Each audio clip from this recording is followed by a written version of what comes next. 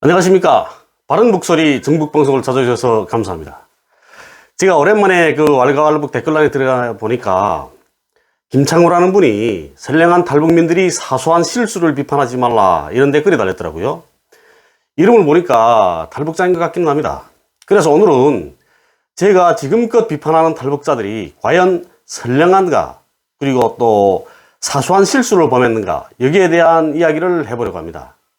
사연을 모르시는 분들은 제가 정말 선량한 탈북자들을 비판하고 있는 거로 알고 있을 거 아니겠습니까?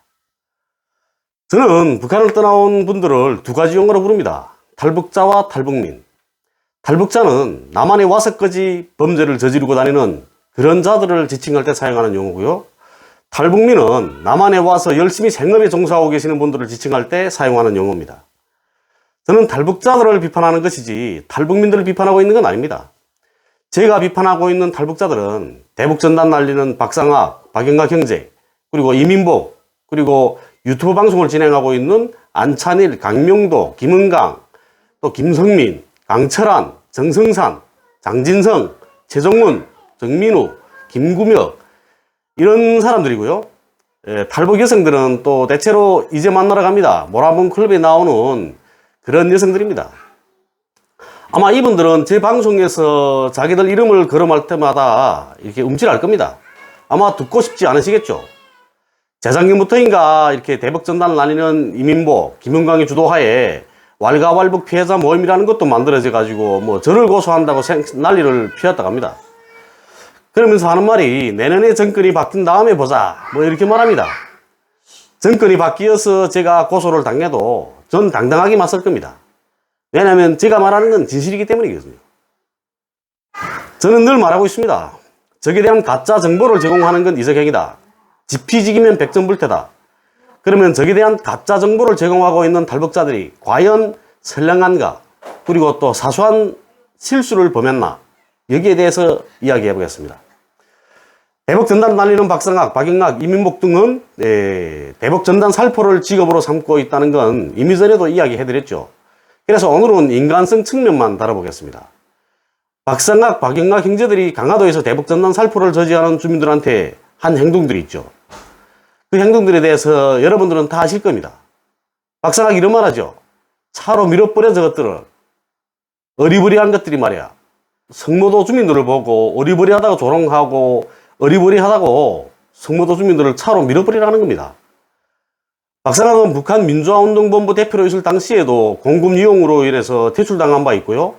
이후에도 후원금 사용처에 대해서 기자들이 물으니까 왜 남의 단체를 캐고 다니냐, 간첩이냐, 관심꾸라 이런 식으로 대응을 했습니다.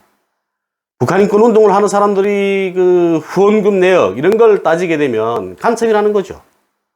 북한에서 싫어하는 사람들을 캐니까 니들이 간첩이 아니냐 이런 식인 겁니다.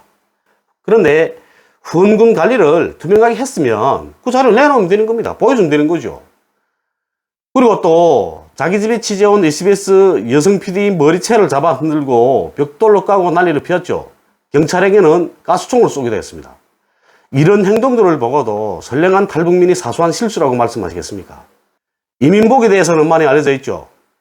통일부 북한자료센터에 있는 거짓과 진실이라는 이 책에는 이민복이 북에서 할머니를 강간하려다 들켜서 얻어맞고 도망쳤다고 나오더라고요. 물론 북에서 하는 주장이기는 합니다. 그래서 북에서 이민복이를 헐뜯기 위해서 만들어낸 거짓말이다 이렇게 하면서 편들어주는 분들도 계시더라고요. 그런 저들은 사실이라고 생각을 하는 이유가 있거든요. 왜냐하면 그렇다면 반북 활동을 하는 다른 탈북자들한테도 그와 비슷한 범죄를 들씌워야 하는 거죠. 그런데 단편적인 신뢰로 박상학, 박영락 형제들에게는 할머니를 강간하려다가 들켜서 얻어맞고 도망쳤다는 그런 주장은 하지 않습니다. 북에서요. 박상학에 대해서는 골동품 장사, 강도질, 도둑질 등에 대해서 이런 자료를 대면서 비난하거든요. 근데 박영락에 대해서는 별다른 비난이 없었던 걸로 알고 있습니다. 박상학, 박영락 형제가 싸울 때는 어려서부터 뭐 칼로름을 했다 막 이렇게 나오고 있고요. 그 외에는 없는 것 같더라고요. 이런 걸 볼 때는 이민복이 할머니를 강간하려다 들켜서 사람들한테 얻어맞고 도주했다는 이런 북한의 주장은 사실일 가능성이 높은 거죠. 한 번은 이런 일도 있었다고 하더라고요. 이미 그 박근혜 정권 시절에도 대북 전단을 살포하지 못하게 했던 적이 있었거든요. 그때 그 이민복이 그 신변보호 경찰들이 있습니다. 그런데 그 신변보호 경찰들이 이민복이를 아마 자주 따라다녔나 봅니다. 그러니까 이민복이 그 자기 신변 보호해준 경찰이잖아요. 그러니까 따라다니게 되어 있는 거죠. 그런데 시끄럽게 따라다닌다고 경찰들이 탄 차를 들이받아 버렸답니다. 이건 완전히 정신병자 수준이죠. 이런 경우를 놓고도 선량한 탈북민의 사소한 실수라고 말씀하실 건가요? 안찬일의 경우에는 제가 여러 번 말씀을 드렸죠. 통일이 되면 북한 여성들한테 기모노를 입혀가지고 아무 남자나 아무 곳에서나 북한 여성들을 범하게 해야 한다. 그렇게 해서 아이들을 많이 낳게 해서 만주를 먹어치워야 한다. 이런 글을 골프클럽 단톡방에 썼더라고요. 그 골프클럽 단톡방에는 탈북자 사이의 리더라고 자칭하는 자들이 있습니다. 제가 이름을 일일이 꼽지는 않겠는데요. 인구가 많으면 만주가 우리 땅이 되나요? 이건 국수주의를 내세우면서 자신이 성적 욕망을 풀어봤으면 하는 안찬일의 어리석은 생각일 뿐입니다. 그리고 탈북자 사이의 리더라고 하는 자들이 공통적인 점들이기는 하지만 누구 하나 탈북 여성들에 대한 성착취, 성상납, 성폭행, 성추행 등을 저지르지 않는 자들이 없을 정도입니다. 김은강, 강철한, 장진성, 최종문, 정민우에 대해서는 제가 이야기도 많이 들었습니다. 탈북자들을 통해서요. 여기서도 보면 장진성에 대해서는 일전에 그 MBC 스트리트에서 방송 나가면서 난리가 난 적이 있었죠. 현재 지금 소송 중인 거로 알고 있습니다. 김성민도 여성 문제가 많이 제기되었다고 하더라고요. 탈북 여성들이 김성민 때문에 머리끄댕이 잡고 싸울 정도였다고 합니다. 그리고 또 교회에서 6천만 원의 후원금을 받았었는데 그때 당시 영락교회라고 제가 들은 것 같기도 하고요. 교회 이름이 지금 잘 생각 안 나는데 그 돈을 받자마자 그 길로 강남으로 넘어가서 룸살롱에서 탕진한 적도 있고 또 그것도 같이 갔던 그 운전기사분이 그 폭로해서 알게 된 거죠. 그 운전기사분한테 20만 원을 줬다는 겁니다. 그러니까 함께 가서 후원금 6천만 원을 받았는데 자기는 룸살롱에 들어가서 돈을 실컷 쓰고 나오고 차를 운전하고 옆에서 또 맞장구 쳐준 그 운전기사분한테는 20만 원만 주니까 열받으신 거죠. 그리고 이만갑에 출연하는 탈북자들 중에도 별의별 그 쓰레기들이 다 있습니다. 이만갑에 출연하는 젊은 여자들하고 모두 다 잡았다고 자기 입으로 떠버리고 다니는 그런 모질이도 있거든요. 누구는 뭐 냄새가 심하고 이런 말까지 하면서 다닌답니다. 그리고 북한에 있을 때 해산역 홈에 아기를 버리고 오고도 중국 인신매매범들한테 팔렸다 이렇게 말하는 여성도 있고요. 중국에 팔려가서 결혼해서 아이를 낳고 살다가 또 남한으로 와서는 중국에 있는 아이는 숨기고 찾지도 않고 살다가 또 중국에 있는 그 시집에서 TV를 보다가 그 여성을 발견한 겁니다. 그래 저거 너네 엄마다. 너네 엄마를 너 찾아가라 해서 그 아이가 찾아오는 경우도 있었답니다. 그리고 또 어떤 여성은 선애라고 속이면서 남자들 꼬시고 또 정작 집에 찾아가 보니까 남편도 있고 자녀들도 있다는 거죠. 그 이후에도 3번씩이나 남자를 갈아대고 살면서 버젓이 방송을 진행하고 있습니다. 최근에는 중국에서 인신매매를 했다는 그런 증언들도 있는 상황이고요. 그리고 남편과 아이가 있음에도 불구하고 다른 남자와 불륜을 저지르고 여하튼 이만갑이나 모란봉 클럽에 출연하는 그 출연진들 중에는 남녀관계가 복잡한 그런 일들이 많은 것 같더라고요. 자, 그럼 우리 여러분 생각을 한번 해봅시다. 이런 탈북자들을 보고 과연 선량한 탈북자라고 말할 수 있을까요? 그리고 그들이 이런 행위들을 보면서 사소한 실수를 범했다고 말할 수 있나요? 이게 사소한 실수입니까? 제가 지금 여성분들의 경우에는 이름을 거명하지 않았습니다. 여성들이기 때문에 거론하지 않은 겁니다. 그렇지만 그 어떤 반론은 저에게 하게 되면 제가 가지고 있는 자료들을 모두 공개하겠습니다. 요즘은 최정훈이 김길동이라는 탈북자 페이스북 도마에 올랐더라고요. 남북통일당 대표를 하면서 당비랑 혼자서 다 해먹어서 사람들이 다 나갔고 또 뭐 마약, 불륜, 성추행, 폭행 이런 문제들로 제기되고 있는 모양이더라고요. 주장에 의하게 되면 2019년 12월 17일에 아마 그 양천구에서 탈북민들이 망연회가 있었나 봅니다. 근데 이 망연회에 하나원을 금방 나온 나이 어린 탈북 여성이 참가했었답니다. 그런데 그 여성이 최정훈이 눈에 걸려든 거죠. 최정훈이 접근해서 명함을 줍니다. 그 명함에는 몇 개의 체인점을 가지고 있는 회사의 대표라고 되어 있었고 큰 탈북단체의 대표라고 소개되어 있었다는 거죠. 그리고 이 최정훈이 그 여성한테다가 자기가 큰 돈을 기부하겠다 하면서 그 문제를 토의하자고 2차로 좀 비싼 그 와인바에 가자고 했답니다. 그래도 그 여성 같이 간 거죠. 그렇게 그 여성을 데리고 가서 또 술을 먹여놓고는 500만 원 후원하겠는데 모텔에 가자 이러더랍니다. 모텔에 가서 오빠 손만 잡고 자자 이렇게 했던 건 아닐 거 아닙니까? 그 여성이 강하게 거부했답니다. 그러니까 그럼 여기 술값 네가 내 이러더라는 거죠. 근데 그 20만 원이었답니다. 술값이. 근데 하나만 간 나온 저 사람한테 무슨 돈이 있겠습니까? 하나원에서 주는 돈은 브로커 비용을 주고 그리고 나면 조금 남습니다. 조금 남은 돈으로 또 사회에 나와서 또 필요한 걸 몇 개 사고 나면 돈이 남는 게 없습니다. 그 여성이 돈이 없다고 하니까 오늘은 내가 내겠는데 내일은 네가 내 신한은행 계좌에다 돈을 넣어라 이러더라는 거죠. 그래 그 여성은 지금은 그만한 돈이 없으니까 월급 타게 되면 보내겠다고 문자를 보냈더라고요. 그런데도 불구하고 최정훈이 그 여성한테 카톡 문자를 보냅니다. 그날 나온 술값 20만 원을 토해내지 않게 되면 당장 회사에 찾아가서 묵사발을 만들어 놓겠다 이런 내용으로요. 그래서 그 여성은 취직한 지 일주일밖에 안 되는 그 회사를 나올 수밖에 없었던 겁니다. 2016년 7월경에 있은 일이라고 합니다. 이것도 최정훈이의 일이고요. 북한에서 살 때 남편을 잃고 아들 하나를 키우면서 살던 탈북 여성이 있었습니다.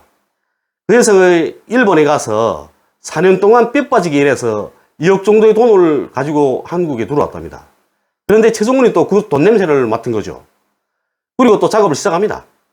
자기가 큰 건설회사 3개를 운영하고 있는데 이젠 돈도 벌 만큼 벌었기 때문에 탈북단체를 만들어서 탈북민들을 돕는 자선사업을 하고 있다 이러더라는 거죠. 그렇게 최정훈이 게임에 넘어가가지고 몇 달 동안 또 동거까지 했답니다. 그 여성이 완전히 넘어갔다고 생각이 되니까 최정훈이 또 다음 작업에 들어가는 거죠. 목동 쪽에 탈북자가 운영하는 양꼬치 집이 하나 있는데 그걸 우리가 인수받아서 운영을 하게 되면 떼돈을 벌 수 있다 이러면서 2억 원 투자금 내라 하더라는 겁니다. 그래서 그 여성은 그때 당시에 뭐 최정훈이한테 반해서 다닐 때니까 그리고 또 동거까지 하던 상태가 아니었습니까? 그러니까 2억 원을 줬죠.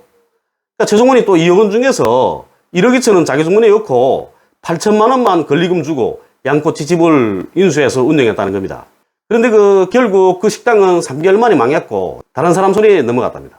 그 여성이 뒤늦게 이런 자기가 사기를 당했다는 걸 알게 됐고 돈을 달라고 했었다는 거죠. 그런데 그 여성이 아마 신정 네거리 쪽에 있는 모텔에서 살았었나 봅니다. 최정훈이 또 그 여성이 돈을 달라고 하니까 그 모텔에 찾아가서 또 사정없이 두들겨 팼다는 겁니다. 그러면서 네가 입을 다물고 있지 않게 되면 일본 신주쿠에 있는 그 술집에서 몸 팔았다는 사실을 공개하겠다 이러면서 협박을 했다는 거죠. 나중에 그 여성은 최정훈을 경찰에 사기 그다음 폭력건으로 고소하긴 했었답니다. 그런데 최정훈이 그 여성이 자기 사업에 투자한 것이지 사기친 것이 없다 이렇게 했다는 거죠. 아마 그 여성이 최정훈이한테 돈을 줄 때 계약서를 작성하지 않았던 것 같습니다. 또 그럴 수밖에 없었겠죠.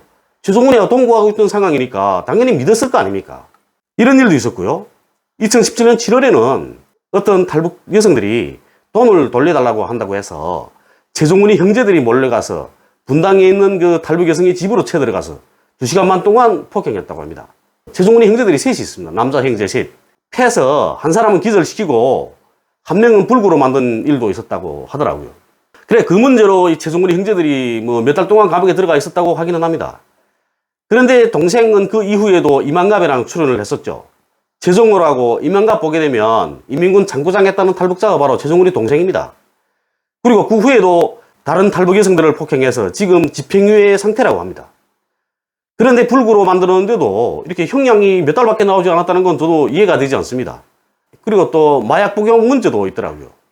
2019년에 자기 생일잔치를 자기 집에서 했는데 그때 불륜 관계에 있는 이 여성을 자기 집에 끌어들여 가지고 밤새 마약을 하면서 이상한 짓거리를 했다고 하더라고요. 그런데 이 말은 그 다른 탈북자분들을 통해서 제가 몇 번 들은 적이 있습니다. 근데 최정훈이 아내도 있고 아이도 있거든요. 그런데 불륜녀를 자기 집에 그것도 자기 생일잔치 날에 데리고 와서 마약을 한다는 건 상상도 못할 일이죠. 그래서 저도 처음에 그런 말을 들었을 땐 이해되지 않더라고요.